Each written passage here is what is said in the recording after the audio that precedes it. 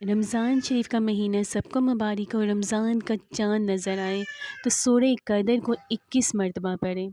یہ رزق کے اضافے کے لیے بہت بہترین صورت ہے۔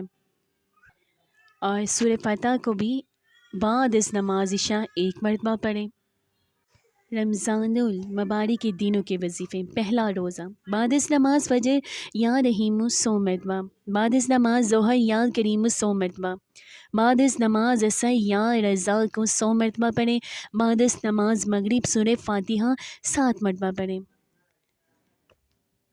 بسم اللہ الرحمن الرحیم، الحمد للہ رب العالمین، الرحمن الرحیم، مالک یوم الدین، ایاک نعبد و ایاک نستعین، اہدنا الصراط المستقیم، صراط الذین انعمت علیہم غیر المغضوب علیہم ولا الضالین، آمین۔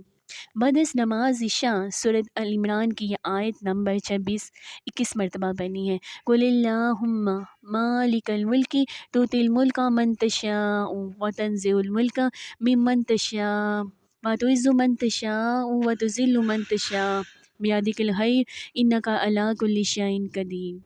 اس کو بعد از نماز عشاء 21 مرتبہ پڑھنا ہے۔